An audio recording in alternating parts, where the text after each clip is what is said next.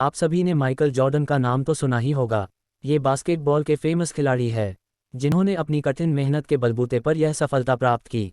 आपको इनकी इस मोटिवेशनल स्टोरी से बहुत प्रेरणा मिलने वाली है, तो आइए शुरू करते हैं। माइकल जॉर्डन बचपन से ही अपने पापा के आज्ञाकारी बेटे थे।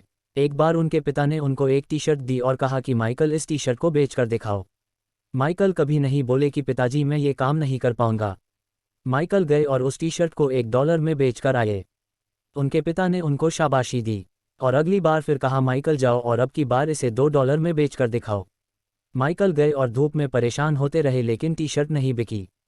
माइकल ने दिमाग लगाया और टी शर्ट पर मिकी माउस का फोटो प्रिंट किया और एक अच्छे स्कूल के बाहर खड़े हो गए जहां अमीरों के बच्चे पढ़ते थे।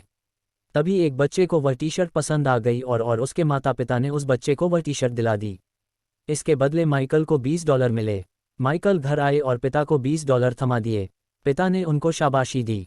कहानी का सबसे बड़ा मोड़, एक बार फिर उनके पिता ने उनको यही काम दिया लेकिन इस बार टी शर्ट $200 में बेचनी थी। माइकल ने मना नहीं किया और बेचने निकल गए।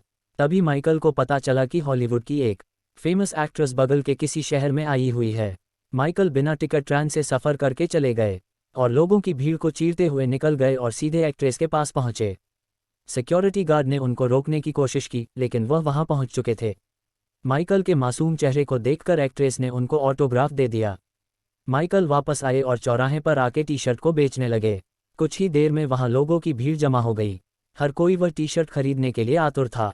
किसी ने कहा $200, किसी ने कहा $500 और अंततः वह टी शर्ट माइकल ने $2000 में बेच दी। जब वह उनके पिता के पास आए तो पिता ने ये सुनकर उनको गले से लगा लिया और कहा, बेटा तू दुनिया में बहुत नाम कमाएगा, तू जो चाहे वो कर सकता है। और आज माइकल जॉर्डन बास्केटबॉल की दुनिया का शहंशाह है। दोस्तों, माइकल की ये कहानी हमें ये सिखाती है कि हर वक्त बहानेबाजी करने से सफलता नहीं मिलती, बल्कि बहानों से आगे बढ़कर सोचने और अपनी बुद्धि का सही इस्तेमाल करने से सफलता मिलती है। मुझे उम्मीद है आपको भी यह मोटिवेशनल स्टोरी अच्छी लगी होगी।